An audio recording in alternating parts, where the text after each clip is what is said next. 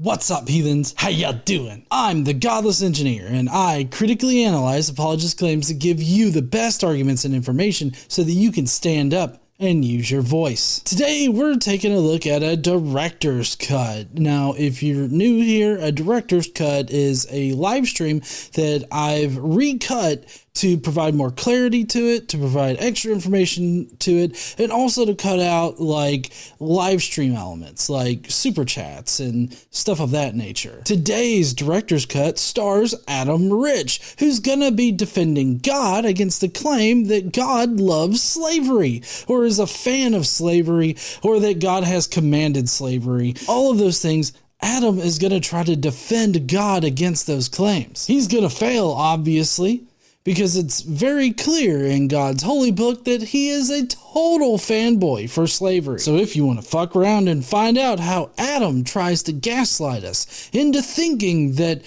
slavery just doesn't exist in the Bible, then please stay tuned.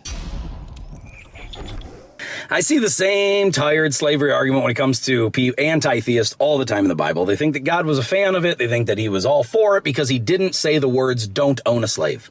That's not exactly accurate there. It's not just because God didn't say, "Thou shalt not own another person as property" in the 10 Commandments, which you have to admit the first, 4 commandments of the 10 Commandments are kind of bullshit. They're stroking God's, chode of an ego. So he could have stuffed in there, "Don't own another person as property." But that's not the reason why we think that God was a fan of slavery. What would make us think that God is a fan of slavery is because he directly tells people to buy slaves from the areas around him. So in Leviticus 25:44 through 46, I think it actually is, God lays out the rules for how you are to purchase your slaves. And that's from the surrounding nations and also the immigrants that are living amongst the Israelites. From them, you can buy slaves. And these are chattel slaves. It painfully makes out the point that you can purchase these slaves. They will be your property and you can hand them down from generation to generation. So this is the primary reason why we think that God was a fan of slavery. More to the point of the history of the Israelites and the wider Near East, slavery was a norm back then. Like chattel slavery was a norm. Other nations had rules for slave. They had laws for slavery, and they trafficked in slaves.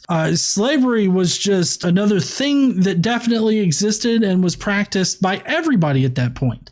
So God was definitely a fan of slavery, but that's because it was normal at that time. It's a lot like saying, well, I'm a fan of air conditioning. Well, it's normal to, have air conditioning, and there are some people that don't have air conditioning. Like I know that's one of the things that's really threatening, I believe, Europe right now with the heat wave that's going on, is that not a lot of people are prepared for the kind of high temperatures that they're going to have. Some people don't have the AC units that would be able to combat such heat. It's like just taking any normal thing and saying that you're a fan of it because it's normal at the time. So God was a fan of slavery because it was the norm in that area for that culture and for the cultures surrounding that culture. He didn't say those specific words, so therefore their argument is he was all for it. He said what to do to these people. Well, I mean, in the Bible, God does give specific instructions on how to treat slaves, but that still doesn't make them not slaves. Just because they had laws for slaves that oftentimes would protect slaves doesn't mean that they weren't chattel slaves or that they weren't the property of their owners or anything like that. It just means that Israel was the same as the other cultures in the wider Near East. They, in many instances in the laws of Israel, they were actually harsher towards the slaves, requiring, like for instance, requiring indentured servants to serve for a period of like 7 years, whereas in other cultures in the wider Near East, it was normally like 3 years. So that's indentured slavery, or indentured servitude was just another kind of form of slavery, which is what he'll get into here in a minute. But you do have, like in other wider Near East cultures, these rules that were set forth, but did not reduce the fact that they were property. First and foremost, the slavery in the Bible is not like what people think of slavery today. Slavery where they were beating people and just taking them, kidnapping them, or buying them from people, and then just forcing them to work and treating them horrifically. That is not at all what the slavery in the Bible was like in most cases. In most cases, I don't know how he would know this. I have no earthly idea how he would be able to tell us what most slavery was back then. I mean, he's not giving us any kind of citation, so I'm gonna have to, press X to doubt on this. It seems to me like there were different flavors of slavery that existed, and some people were indentured servants, which was a type of slavery, but then a larger portion of the slaves were in fact chattel slaves. Now, it's not so much that the slave owners could just, beat them or like he was saying, necessarily, but the Bible does lay out laws that do protect the rights of the owners to discipline their slaves, which would include beating their slaves within an inch of their life. Of course, you do have some rules about, damaging the eye or the tooth of a slave, but that was more about damaging property and their ability to work and everything like that. That was the case. They were definitely not considered, to be the same kind of human. They were very dehumanized. Again, just because they had laws that protected slaves from their masters on occasion, that doesn't mean that they were not chattel slaves. And to suggest that the Atlantic slave trade, which is what he's comparing Israelite slave trade to, suggesting that the Atlantic slave trade is the only version of chattel slavery that has ever existed, is just plain false. The chattel slavery that existed in Israel was the same as the chattel slavery practice in all the surrounding countries and cultures, everything like that. We've got the laws of Hammurabi that set forth a number of laws that protected slaves, but also ensured that people could buy slaves. It ensured that, you couldn't enslave your fellow citizen of that area and things of that nature. It set forth a good many laws that protected and enforced slavery. So suggesting that just because Israelite slavery, the chattel slavery, wasn't the same as the Atlantic slave trade type of slavery and slavery in the antebellum South, just because it wasn't, those things weren't exactly the same, that means that Israelites didn't practice chattel slavery. It's just a flat out false bit of information. It's misinformation, because it just shows that he doesn't know what in the fuck he's talking about. Now, there were some cases where people were doing that. As a matter of fact, to this day, there's still people that are doing that in certain countries. I'm probably not even allowed to talk about it on TikTok because of certain countries that are still allowing it to this day. But I don't know if there are countries out there that allow chattel slavery, if that's what he's talking about. If he's talking about indentured servitude, I mean, I can't think of any places right off the top of my head. Maybe y'all know of some places that practice that, the indentured type of slavery or indentured servitude. Now, there are some instances where like the working conditions and pay is horrible, but again, that's kind of not slavery. There definitely is like black market stuff happening, but what we're discussing in the Bible and in the wider Near East at that time is institutional slavery, like institutional chattel slavery, where it's just, open and widely available, and it was legal, like for you to own slaves. I can't speak to whether or not there are any countries that take part in the indentured servitude type of slavery or anything like that, but I don't think that there's any places that still practice like slavery openly, like in their laws and stuff. If they are, then they're probably some kind of like third world type country or something like that. I would think that most of the modern world does not allow that. So technically, chattel slavery is illegal in all countries, but there are some countries where chattel slavery is practiced, even if it's not officially recognized. Some of these countries are Mauritania. There is an estimated 200,000 slaves still in slavery in Mauritania. Officially, the country has not legally abolished chattel slavery in their law, but it is illegal. The Sudan also has a chattel slavery problem, particularly in the Darfur region, and there are an estimated 40,000 slaves in the Sudan. Nigeria is a major transit country for human trafficking. Many of the victims that are trafficked through Nigeria are forced into chattel slavery. India has a long history of slavery. It's estimated that there are still millions of slaves in the country, and many of these slaves are bonded laborers who are trapped in a cycle of debt that they can never repay. Pakistan is also another country with a significant bonded labor problem. There are millions of bonded laborers in Pakistan, and many of whom are forced to work in agriculture or construction. So yes, while chattel slavery is illegal in the entire world, it is still practiced in some countries. The point of the matter is that doesn't make it okay just because people allowed it. This is the same reason why America abolished slavery in the first place.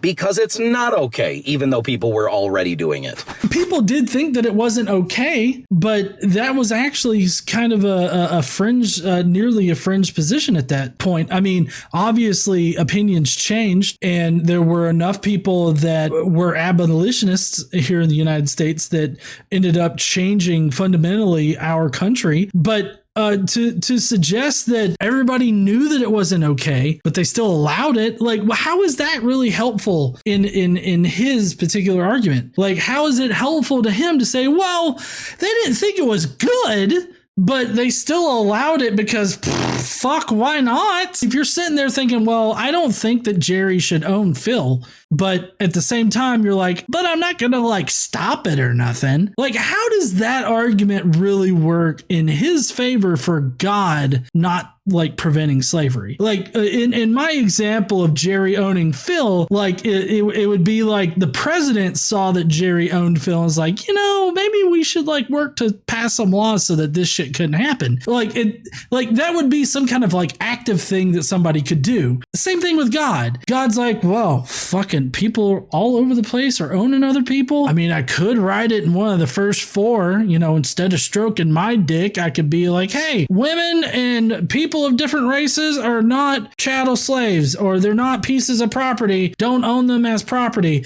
Like, he could take up however much time he needed to in the 10 Commandments.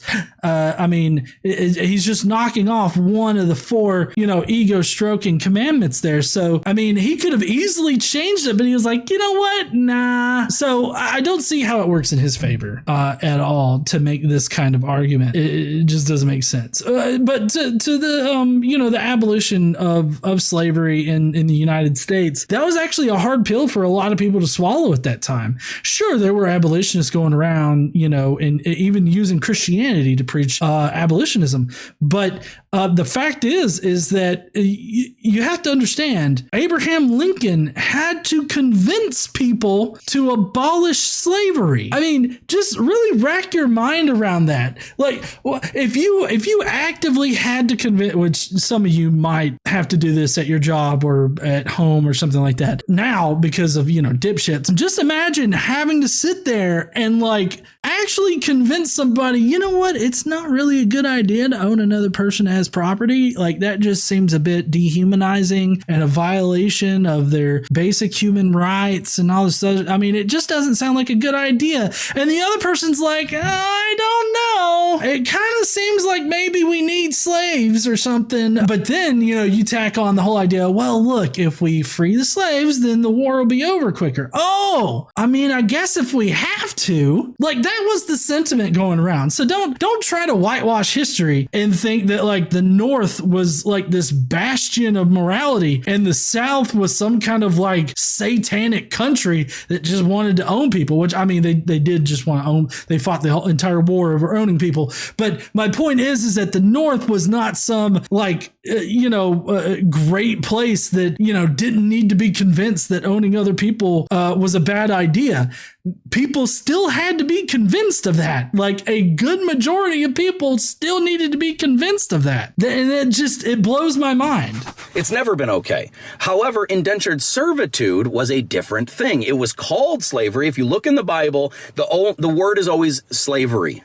However, when you look at how it's described in the things that they did and the rules that were in place, for instance, they would allow people to indentured servitude, for people that don't know, or Bible slavery. No, before he starts getting into this is just fucking wrong, okay? Bible slavery or indentured servitude, fuck no. Bible slavery included both indentured servitude as well as chattel slavery. So don't act like that indentured servitude was the only version of slavery in the Bible.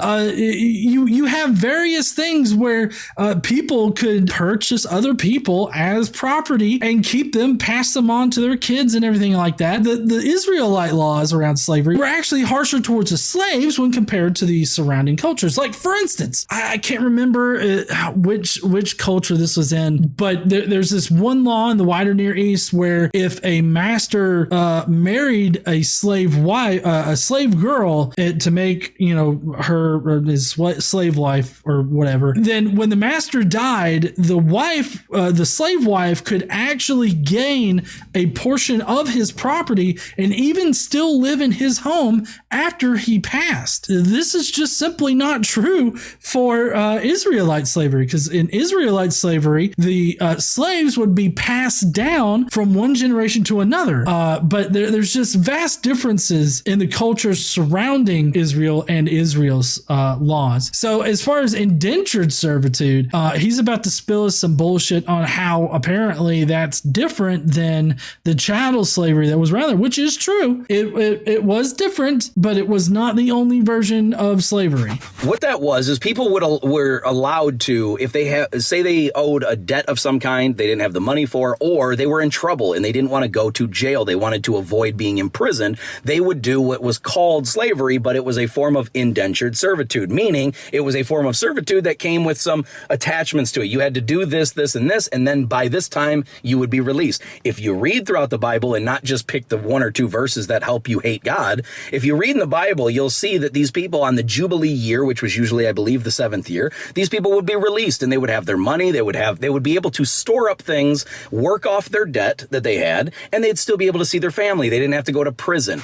Well, so there's a lot of things that he's getting wrong here. So for one thing, the verses used to hate God, I hate the God character in the book. I hate him like I hate Voldemort. I don't use verses in the Bible to help me hate God. God does that on his own in the book.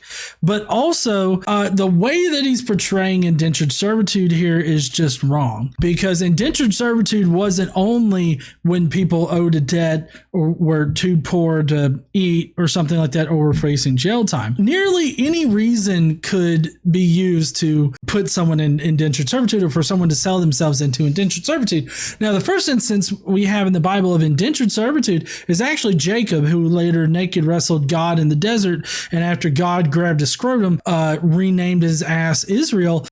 Jacob actually, he couldn't afford to buy a wife. Not exactly debt there. I don't know if he had the money to buy a sandwich or something like that, maybe get a panini or something. But, he didn't have the money to buy a wife. So he became an indentured servant for 7 years, and he worked for this guy for 7 years. Forget his fucking name. But he wanted a specific daughter that this guy had. And so when the 7 years was up, the dude gave him a daughter, but it wasn't the daughter that he wanted. But he didn't realize that until the morning after he slept with her. And so this dumbass had to work for another 7 years in order to buy the second wife. I want to ask, how exactly is that being broke, poor, owing a debt to somebody, or risk getting in, being put in jail or something like that? What exactly screams poverty in that situation, other than, oh no, I can't buy a wife? You could make an effective argument that this buying women at this time as property is a form of sexual slavery here. And in his second video, we'll get more into how it's how there's literal sexual slavery that was going on top of this whole purchasing of a wife kind of transaction thing here. But another situation that's not sex based is the fact that you could sell your children into debt slavery as a way to pay. But a loophole in the Bible is that you can become an indentured servant, but the master, right, in that situation can give you a slave wife that you have, and let's just say that he gives you a slave wife and you have children with this slave wife, and then at the end of your 7 years of of serving, you can go free, but your wife and your children are properties of the master. So you have a decision to make. Do you attain your freedom and just leave? Or do you become a slave for the rest of your life in order to stay with your family? So that is a way in which a debt slave can become a permanent chattel slave forever. And there's like a whole ceremony for it. You got to go to the front of the city and get like an ear piercing or something like that. And boom, you're a chattel slave. But the fact is that particular loophole is there for even indentured servants to become chattel slaves. And so some of these indentured servitude masters were abusive because they were evil. So it wasn't just good people that had servants. I'll call them that instead of slaves because of the horrific nature of what people think about now, of course, with slavery. Good people had slaves, or what he's calling indentured servants. There were good people that owned other people. Can you imagine what would possess you to think that somebody owning another person, whether that's to work off a debt or not, which here in America, we've of course done away with the whole debt slavery kind of thing, or being able to jail people for their debts and all this other stuff. I feel like maybe that's a little bit too nuanced to actually bring up right here. But just imagine what would it take for you to be like, hey, good people owned other people for whatever reason. Like I don't understand. But these servants, some evil people also had servants, and these people were beating them and half killing their own servants. So God was enforcing rules to them, saying you are not allowed to do that. You are suggesting that there were good masters and there were bad masters. It's like, yeah, there were, but I mean, God was issuing it to everybody, not just the bad ones. Because one of the big things in the Old Testament is the fact that the Bible seriously pushed discipline or teaching of slaves, just like you would teach or discipline children. Spare the rod, spoil the child.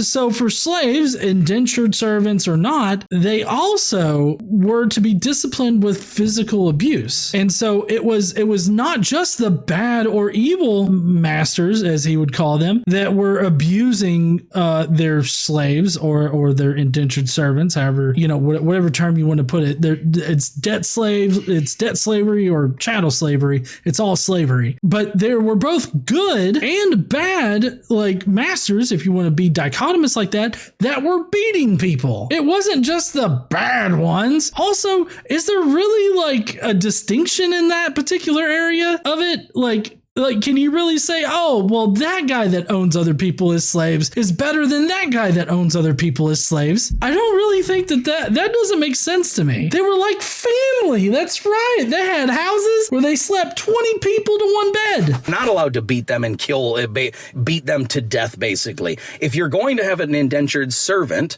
then you must treat them with respect. You must do this, this, and this. Now, if these people were evil and tried to kill you and you took them on as slaves instead of killing them, sometimes there were a little bit more harsh rules. So he just said, if you took a prisoner of war and made them a slave, how is this? Like, that was one of the ways in which chattel slaves were rounded up, right? You went to war, you took prisoners of war, they would become chattel slaves that you could then sell off for a profit. You're sitting there saying that people attacked other people and took them as slaves and then sold them as slaves, but yet that's still debt slavery in some kind of way. Like, I guess he thinks that prisoners of war that were turned into slaves were then freed after 7 years of slavery.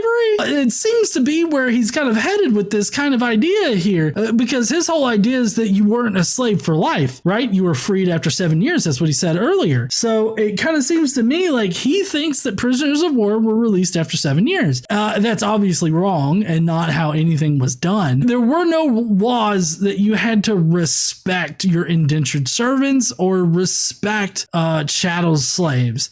I'm going to start saying debt slaves versus chattel slaves because I mean it's all slavery, and there was no law that I can recall as far as in Israel that talks about respecting your slaves. I mean, they did have laws protecting slaves from like being beaten to death and all this other stuff. This is good property management. KC said that's just good property management, but also it's similar to other laws in the wider Near East. One thing that the Israelite laws lack that are contrary to what he's saying here are these like courtesy slavery laws. Like, for instance, in other cultures in that area, slaves often could actually own fields. They could even give testimony in court. The Israelite slavery was much harsher than the surrounding slavery that existed in other cultures. I don't know where he's getting this information other than he's just pulling it out of his ass, because that seems to be where everything else is coming from. But the point is, God was never just outright going, yeah, you know what? The group of innocent human beings over there, you should just go out there and capture them, make them slaves. That'd be fine. We're all good here. That exactly happened multiple times in the Old Testament. Numbers 31 is one that comes up in my head, and that's the example of sexual slavery. That's an explicit command by God, where God explicitly commands Moses to go in and kill everybody in the town, men, women, and all the small boys, as well as girls who were not virgins, non-virgin girls. Kill all of them, but take the small virgin girls for yourselves as spoils of war. Now, this wasn't like, oh, go in there, get their consent, and take them home with you. This was violently destroy their entire people group and then take them forcefully and put them into sexual slavery. Come on, guys, use your head. He loves people throughout the Old Testament and the New Testament. He did not like slavery. Stop it. Casey is saying he should watch the Daily Bible podcast because that's totally fucking wrong. And she's right. God doesn't love everybody. Definitely not in the Old Testament. I mean, there was a whole slaughter of the Midianites where apparently God had the Israelites do a total genocide on them, which isn't true. But why? God had them do that, which I believe that was the lead up to Numbers 31. But the reason why God had all of the Midianites killed was because the Israelites started fucking around with the Midianites. They started mixing the races, which at that time, it wasn't like, the color of your skin determined your race or anything like that. It was, different people groups, whole people groups, whole cultures of people were considered like a race at that point. The fact that, he had the Israelites go in and kill an entire people group is just Hitler level of shit right there. And it's all because they were mixing the peoples. And killed his own people for using the wrong fire. I'm going to parrot what KC's saying right now. God killed his own people for using the wrong kind of fire. He killed people. He stopped Moses from going to the Holy Land because he smacked a rock with a stick. Like, the fuck? Yeah, so God made the Israelite people wander in the desert for over 40 years and effectively killing out that entire generation of people, all because Moses smacked a rock with his rod, okay? And it was ridiculous.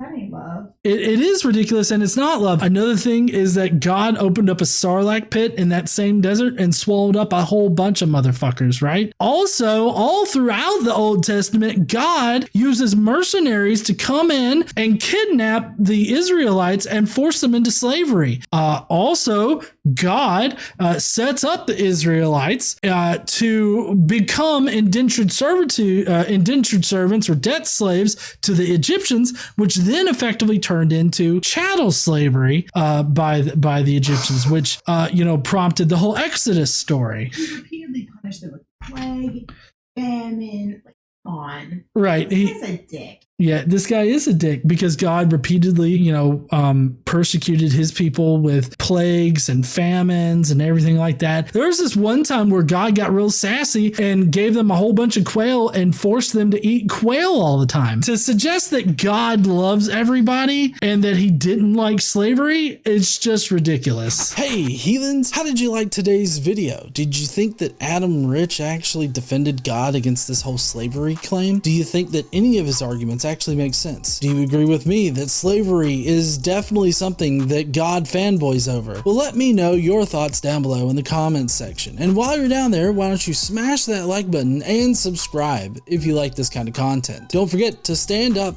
and use your voice.